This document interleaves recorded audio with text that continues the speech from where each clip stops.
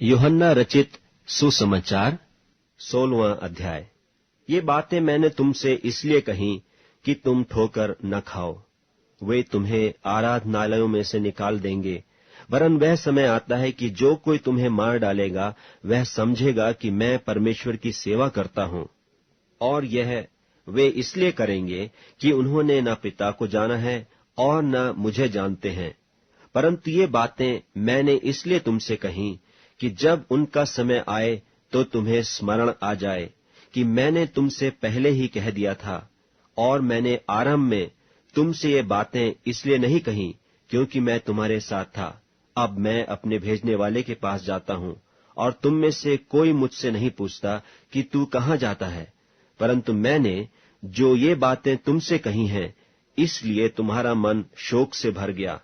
तो भी मैं तुमसे सच कहता हूं कि मेरा जाना तुम्हारे लिए अच्छा है, क्योंकि यदि मैं न जाऊं तो वह सहायक तुम्हारे पास न आएगा, परंतु यदि मैं जाऊंगा तो उसे तुम्हारे पास भेज दूंगा। और वह आकर संसार को पाप और धार्मिकता और न्याय के विषय में निरुत्तर करेगा। पाप के विषय में इसलिए कि वे मुझ पर विश्वास नहीं करते, और धार्मिकता के विषय में इसलिए कि मैं पिता के पास जाता हूं और तुम मुझे फिर न देखोगे। न्याय के विषय में इसलिए कि संसार का सरदार दोषी ठहराया गया है। मुझे तुमसे और भी बहुत सी बातें कहनी हैं, परंतु अभी तुम उन्हें सह नहीं सकते। परंतु जब वह अर्थात सत्य का आत्मा आएगा तो तुम्हें सब सत्य का मार्ग बताएगा, क्योंकि वह अपनी ओर से न कहेगा, परंतु जो कुछ सुनेगा वही कहेगा, और आने वाली बातें तुम्हें बताएगा।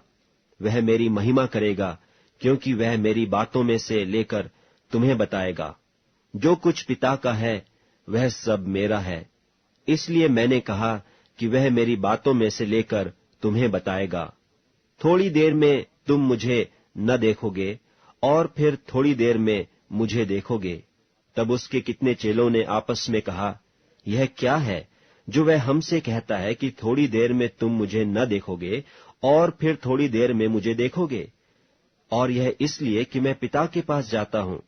तब उन्होंने कहा, यह थोड़ी देर जो वह कहता है क्या बात है? हम नहीं जानते कि क्या कहता है।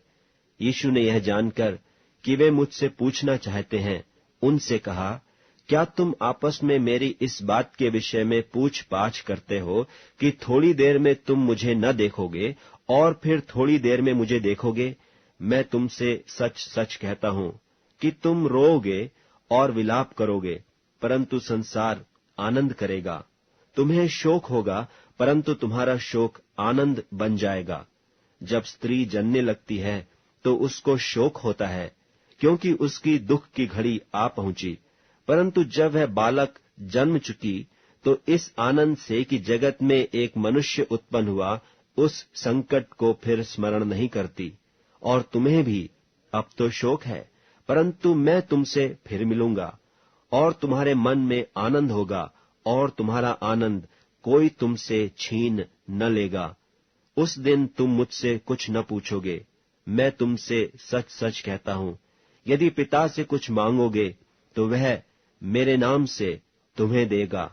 अब तक तुमने मेरे नाम से कुछ नहीं मांगा।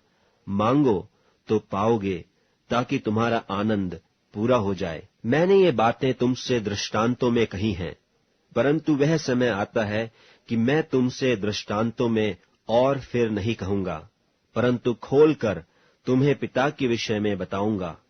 उस दिन तुम मेरे नाम से मांगोगे, और मैं तुमसे यह नहीं कहता कि मैं तुम्हारे लिए पिता से विनती करूंगा, क्योंकि पिता तो आप ही तुमसे प्रीति रखता है, इसलिए कि तुमने मुझसे प्रीति रखी है, और यह भी प्रतीति की है कि मैं पिता की ओर से निकल आया। मैं पिता से निकलकर जगत में आया हूं, फिर जगत को छोड़कर पिता के पास जाता हूं। उसके चेलों ने कहा, देख, अब तो तू खोलकर कहता है और कोई दृष्टांत नहीं कहता। अब हम जान गए कि तू सब कुछ जानता है और तुझे प्रयोजन नहीं कि कोई तुझसे पूछे।